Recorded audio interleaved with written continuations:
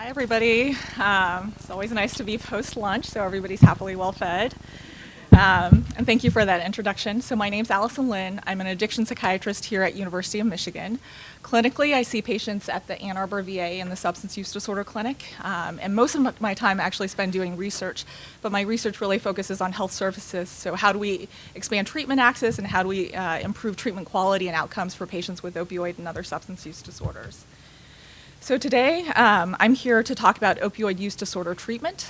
In the context of the pain course, although patients with opioid use disorder, also known as opioid addiction, might be only a small minority of patients you guys treat among those patients with chronic pain, I'm specifically discussing opioid use disorder for three primary reasons. One is that it can often be challenging to diagnose and distinguish patients with OUD compared to other patients with chronic pain. Second is that there are really major implications for treatment. And finally, we know that opioid use disorder is one of the most prominent risk factors for opioid overdose, so really important to assess for in the context of overdose prevention. So today I'll start by reviewing some of the effective treatments we have for opioid use disorder, then discuss some of the current barriers and challenges, and finally talk about some potential ways to address these barriers to improve things for patients in the future. And this is a figure that probably a number of folks have seen here, but it's still, I think, a really good summary of how things have gone in this country. And so what you see are overdose trends across opioid subtypes over the last 16 or 17 years or so in the US. And what you'll notice in the light green line at the top is that that really indicates the rise in prescription opioid overdoses in the 2000s. And that we really believe is directly related to the increase in opioid prescribing. In the last 5 or 6 years so, we really see as a shift in trends where there's been a huge surge in overdose related to heroin and other illicit opioids. So for example, the fentanyls and other synthetic opioids. And there's probably a number of things that contribute to this, but probably the main risk factor, I would say, or the main contributor, are some of the changes in the opioid supply, particularly the illicit opioid supply. So that these days, for folks who are using heroin, especially in our area, much of the heroin supply is really contaminated with synthetic, highly potent opioids, so that the mortality rate from using opioids has gone up dramatically. And this is a figure from some of our local trends, which is, I think, really helpful and important to see. So these are trends in opioid overdoses in Washtenaw County residents. And you see that these closely mirror the trends that we see nationally. There was a total of over 1,500% increase in opioid overdoses from the year 2000 to the year 2014. Also similar to the national trends, we know that in the last several years, the trends have really shifted to overdose related to illicit opioids. So that in 2017, over 63% of opioid overdoses involved fentanyl. And the data I've seen for 2018 shows that that rate actually increased to 80%.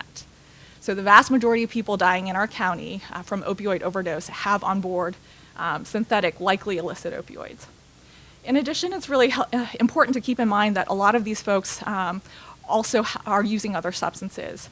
In particular, the one that we really have seen also rise in recent years is cocaine. So in 2017, cocaine was involved in 27% of the overdoses involving opioids in Washtenaw County, and in 2018, that rose to 40%. And I think that really underscores the importance of delivering effective treatments for patients with opioid and other substance use disorders. So a really brief summary of why we see such extensive impacts from opioids. And it's pretty simple. Most of the folks here know that opioid receptors are very much involved in pain pathways, which mediates their effect for acute pain. Opioid receptors are also concentrated in the reward pathway, which is the common brain network underlying all addictive disorders, from alcohol use disorder to cocaine and other stimulant use disorders. And finally, opioid receptors in the brainstem is the link for the causal relationship to overdose.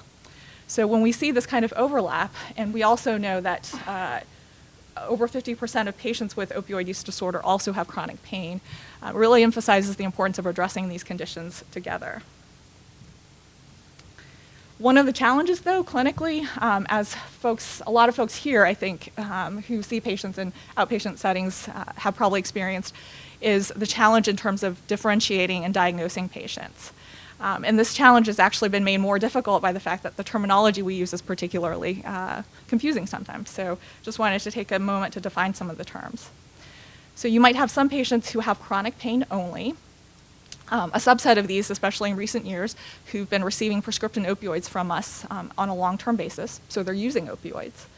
A subset of those patients might have opioid misuse, which is really a really broad term that characterizes any use of opioids not prescribed. So that means patient can be using it more than prescribed. They can be occasionally borrowing it from a family member, which is pretty common.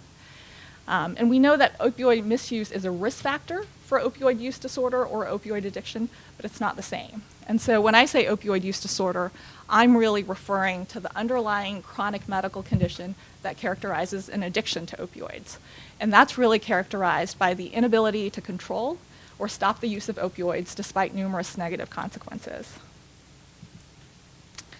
Okay, as an addiction clinician, we're oftentimes called on to evaluate patients for opioid use disorder on referral from primary care and other clinicians in the community.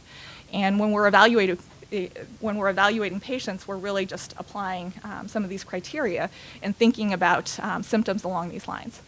What you'll see are 11 symptom criteria, and most of these are really behaviors. And that's really important to note, is that the medical condition of opioid use disorder, or really all addictions, really manifest themselves in behaviors.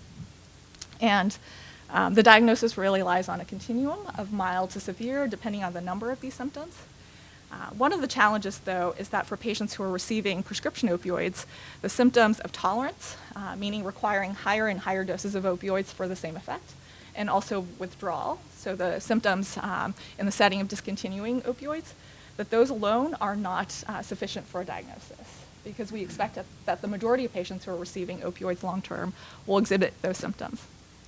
So in evaluating a patient who's receiving opioids, what I'm really looking for is ongoing use, inability to control or decrease use despite consequences. The hard part, though, is that there can be really a lot of differences in how a clinician perceives consequences and how a patient perceives consequences, right? Especially these days in the setting of a lot of clinicians understandably trying to taper or discontinue opioids to help patients be safer. It can be really hard to tell. So for example, if you have a patient who you've been prescribing opioids to long-term for the last 10 years, but recently really trying to reduce their risk by discontinuing opioids, the patient may come to you really frustrated and angry and disagreeing with your reason for discontinuation. They may also exhibit physical symptoms of withdrawal. But those two are really not sufficient for a diagnosis of opioid addiction. However, if you find out that they've really been taking a lot of opioids, they've been taking it in other ways, for example, snorting it to obtain the intoxicating effects, or they've been using opioids despite numerous negative consequences, so they're withdrawing from their family, they're no longer functioning at work. Those are really some of the key symptoms we're looking for the diagnosis.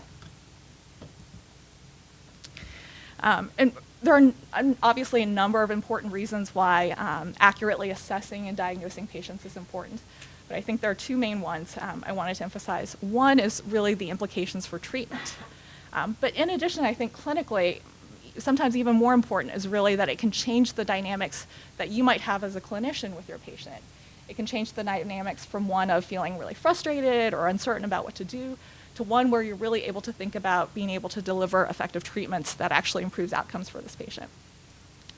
And the reason for that is that we actually do have effective treatments for opioid use disorder.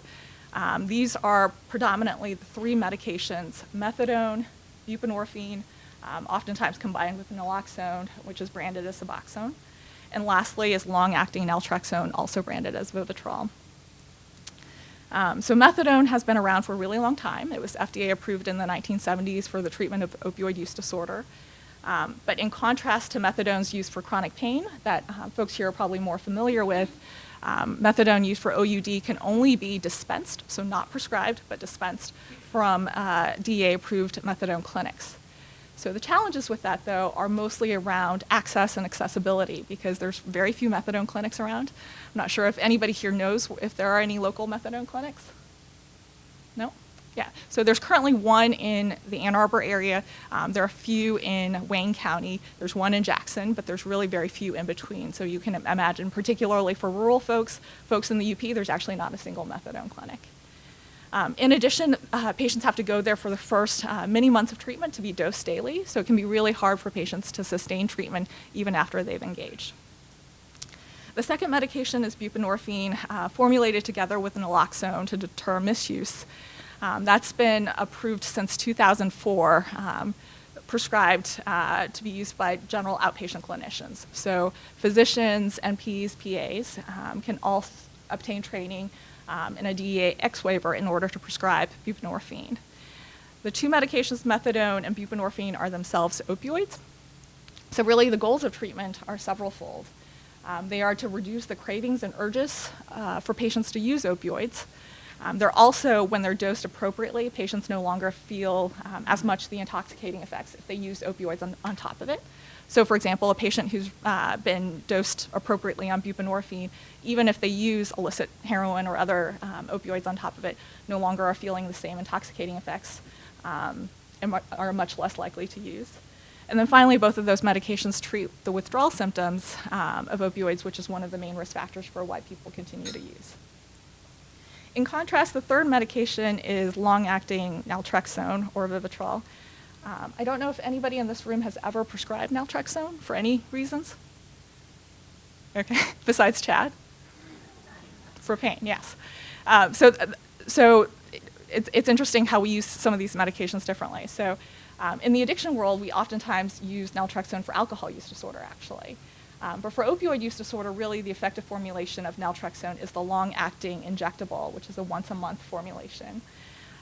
And studies have shown that naltrexone, which is actually an opioid antagonist, so it's not an opioid itself, but blocks the effects of other opioids, can effectively deter additional opioid use. So this is a figure that basically summarizes some of the differences in how these three medications work. Methadone, as you guys probably know, is a full agonist, long-acting medication, deters urges and cravings, deters ongoing substance use. Buprenorphine is a partial agonist, so even at the highest doses, does not have the full effect as something like methadone. The real implication here is that buprenorphine has been associated with much lower risk for overdose, even if patients take too much of it, unless it's combined with other sedating agents like alcohol or benzos. And lastly, naltrexone, similar to naloxone mentioned here, is an antagonist, so it blocks or deters the effects of other opioid use.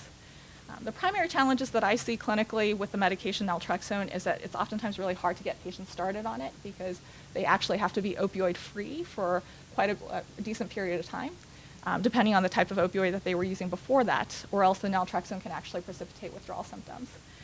In addition, naltrexone oftentimes does not really address some of the urges and cravings that patients have.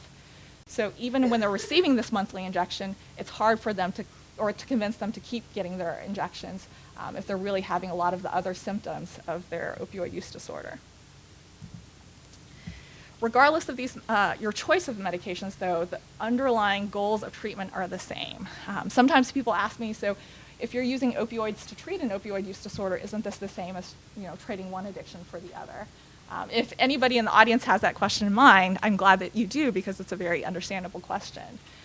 But the main thing that I point out is this. So the opioid use disorder is really not a disease defined by opioids itself. It's really a disease defined by the symptoms or the behaviors of addiction. So the goals of treatment are really to try to stabilize someone so that they are no longer as preoccupied with seeking that same substance over and over again, which is really to help them regain some of their functioning and go back to living a life that they would like. There's been many decades of research on the effectiveness of these medications, many placebo-controlled trials, many comparative effectiveness trials, systematic reviews, et cetera, but I'm just going to highlight one recent study. This is a retrospective cohort study. So this looked at the entire population of adults in the state of Massachusetts who had survived actually an opioid overdose from the years 2012 to 2014. Then they followed those patients over the year after the initial overdose. And they saw that even among these folks who had an actual overdose, so probably the most high-risk patients that you can think of, only 3 out of those 10 patients, or 3 out of 10 patients actually received medication treatment in the subsequent year. But when they examined when they looked at the outcomes of these patients, they found that for patients who had received either methadone or buprenorphine, those patients had a substantial reduction in mortality risk compared to patients who did not receive any medications. They didn't have the same finding with naltrexone, though they noted that there were some limitations due to sample size. In numerous other studies, people looked at other outcomes that we all care about, so things like overdose rates, relapse to substance use, functioning. People have found improved outcomes along the lines of HIV and Hep C treatment. Also, recent studies show that these medications are cost-effective and also associated with improved functioning. So overall, we know that these medication treatments that we have to date are probably the most effective treatments we have for opioid addiction. And on average, they are much better than not including medication treatment, even though for most of the patients in our community, many folks are not really accessing these treatments. So then I just wanted to take a few minutes to kind of describe what it's like. I'm not sure if anybody else here has ever prescribed buprenorphine or used any of these other treatments specifically for the sole reason of opioid addiction treatment. Okay, one person. Thank you for the brave person who raised their hand. You know, I think these medications, in some ways because of the opioid epidemic, we really have been highlighting these medications. There's many benefits to that, but I think one of the drawbacks is that it makes these medications seem very unique or special or dangerous in some ways. But in particular in this setting, I think I can easily emphasize that these are actually very safe medications. So buprenorphine as a partial agonist is much safer than many other full agonists. And in particular for the patients who have both chronic pain and opioid addiction, which is, you know, an important subset of patients, that potentially these are patients that you would consider treating as well. So I'm going to briefly describe a really simple case. And this is a case that I think, you know, very typical for patients that we might see these days. So Mr. S is a 44-year-old male with a history of hypertension, depression, chronic pain, who presents to your clinic to get help for his problem with opioids. He says to you that he started on hydrocodone by his PCP 7 years ago after a work-related injury. He first took it as prescribed, but also noticed that it seemed to help with his mood, his sleep, other things. Over time, he was finishing a month's prescription in a few days, and eventually he actually started snorting the opioids to get a more potent high. He's tried heroin occasionally, but has tried to stay away from it. He's missed a lot of work, and his wife has been very concerned. And he says to you, I really can't do this anymore. I feel like I'm going to lose everything, and I have to do something now. So hopefully everybody notices that a lot of the symptoms, or a lot of things I put in here, were really the symptoms of OUD that I had mentioned before. So in addition to taking his history, you also obtain a routine physical. You check our PDMP system maps just to get a sense if there's any other control medications on board. You obtain routine lab work, you get a urine drug toxicology screen, initially a 6-panel, just to see if he may or may not be using other substances. That might not actually change your decision about treatment, but just so that you know. And finally, you discuss treatment options. And you discuss with this patient that the 3 treatment options that I mentioned, which includes methadone, buprenorphine, and long-acting naltrexone, you also encourage him to get into counseling for other mental health disorders and consider seeing a mental health provider. And in discussing these options, the patient says, well, I really enjoy talking to you, I really like the care that I'm getting from you, and I really like to continue my treatment with you. So that would rule out the methadone clinic. And he also liked the fact that buprenorphine could potentially further alleviate cravings for opioids. So the two of you agree to initiate him on buprenorphine, or buprenorphine naloxone. So very straightforwardly, you discuss a treatment agreement, which typically involves agreeing on the fact that he'll come in on a regular basis, initially more frequently, when he's stabilized, less frequently. That he's willing to do urine drug screens when you ask him to. He'll fill the medications as appropriately, and he'll let you know if he's going to start on other medications that are potentially have an interaction with the buprenorphine. So you prescribe a starting dose, which is 8 milligrams of buprenorphine for the first day, and you can further titrate that after that. You prescribe it to him, so then he fills it in the pharmacy and he starts it at home, which is called a home induction.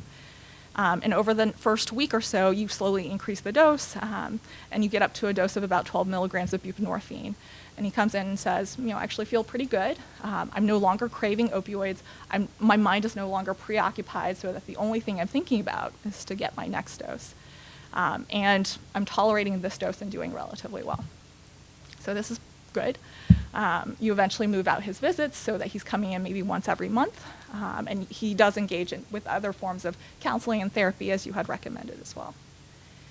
So this is actually not an atypical patient, I would say, especially a patient who predominantly has struggled with prescription opioids or some of the other comorbidities that I mentioned. So this in no way, I would say, is a distinctive patient. And I would imagine that some of folks here have seen patients like this, actually, at least on initial treatment. Despite this, though, and I'm not trying to minimize that there are more complex situations and that there are certainly patients with other ongoing comorbidities and other issues to consider as well. But despite that, and on average, even though we have some of these effective treatments, we know that there are still major issues. The primary one currently is still really about access. So, less than 20 to 30% of patients with a diagnosis of opioid use disorder actually receive treatment. We wouldn't see this for any of our other major medical conditions. So if you're talking about hypertension or diabetes, this would actually be a very shocking figure, I think.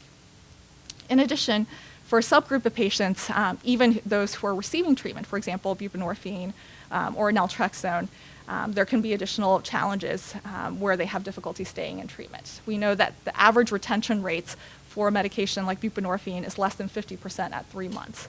And this is really a big challenge because these are really treatments that we're recommending long term. And in fact, discontinuing these treatments can actually lead to high rates of relapse and also high rates of overdose. One of the biggest barriers, though, I would contend that factors into both initially starting treatment and also ongoing retention and treatment is the challenge of access. So this is the map of the US with all the counties in the US. And what you see, the counties in white are actually counties with not a single buprenorphine provider. And this is data from about a year or two ago, so fairly recent, I would say. And what we know is that the majority of rural counties actually still have not a single buprenorphine provider, despite how large some of these counties actually are. In addition, though, for some of the counties who actually have at least one provider, which are color-coded there, doesn't mean that those are sufficient numbers, especially when you're thinking about either the population who needs treatment or the distance to care. Because like I mentioned, patients are oftentimes attending regular appointments over on an ongoing basis. In addition to access, though, I also wanted to emphasize some of the other challenges and barriers. One is stigma, and the other is the complexities of addiction. So, given some of these challenges, and given some of the things that you guys have heard about the opioid epidemic, any thoughts about what are some of the potential things that you could try to do to improve outcomes for patients with opioid use disorders?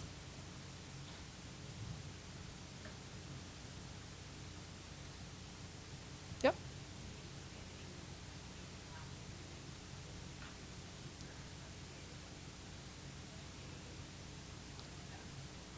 Mm-hmm. Yep. Yep. Yeah, so totally agree. Educating folks from the start of their clinical training, so medical school, PA school, nursing school, et cetera. And we know that there's very little education around addiction for most of the folks in our healthcare system. And also an opportunity like this to provide additional education. Any other thoughts? Yep. Yep. So, mm-hmm. Yep. I agree. So putting a face, right, to a diagnosis or word, yep, is really important. Anything else? Yep. Mm-hmm. Yep.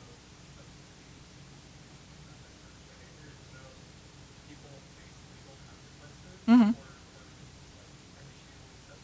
Yeah.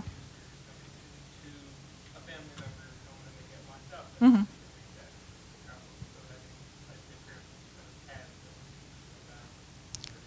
Totally agree. There are huge system implications, societal implications, right? I mean, the rates of substance use disorder diagnosis in people in jail and prisons is sometimes the majority of folks. And one fact, I don't know if folks realize this, but a lot of our county jails, a lot of our prisons actually don't have access to medication treatment. So sometimes I'll see folks get them started on treatment, and with the legal process being so long, when they eventually have to go to jail, they're taken off of their treatment, and when they come out, they actually have very high overdose rates. Any other thoughts on what you might think of just off the top of your head to try to improve things? Yep.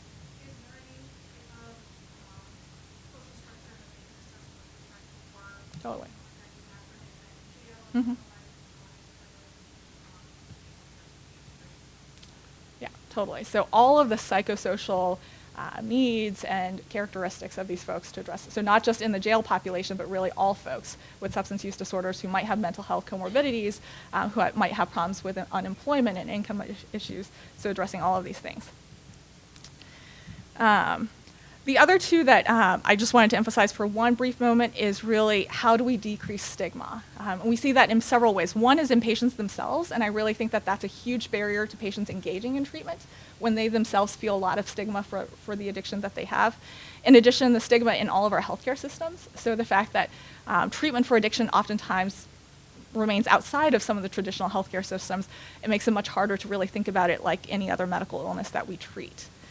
And lastly, how to address some of the concurrent or the comorbid conditions, in particular with chronic pain. So I would contend that if we're thinking about increasing access to treatment, we can't just increase access to treatment in very localized or specialty treatment settings, because that hasn't worked traditionally. Some of our interest is really try to increase treatment broadly. So in primary care clinics, in pain clinics, folks who have different expertise who are really treating the same population, but maybe not under-recognizing or under-addressing these issues. So a lot of folks are working on this. I'm just going to highlight some of the particular programs we have at University of Michigan. These are both programs funded by SAMHSA and administered through MDHHS. One is the Michigan Opioid Collaborative, or the MOC. Dr. Amy Bonner is here, who's the PI of that project. And also our project, the Michigan Teleconnect program, which we're co-PIs on. These are really programs to help support community providers, so primary care clinicians, any other clinicians in the community who's wanting to either obtain more training or information on how to treat opioid use disorders. Through the MOC, we also have a same-day addiction consultation service. So if you have a patient in front of you, you recently started using buprenorphine, you're uncertain about what to do, you can give us a call and get a call the same day back from myself or one of the other clinicians to provide some ongoing guidance. With the Michigan Teleconnect program, we're trying to make use of telemedicine technologies. So one of the biggest barriers to clinicians feeling uncomfortable delivering buprenorphine treatment is really the lack of counseling services in the community. So we're providing phone-based counseling for patients with buprenorphine, receiving buprenorphine treatment with opioid use disorder, specifically focusing on help them reduce substance use and stay engaged on their treatment. And we're also developing a more intensive consultation program where we're actually able to use video conference to help assist community providers deliver this form of treatment. So the Michigan Teleconnect program we're hoping to roll out in the fall, and the MOC is currently in place. So if you have any questions, let us know.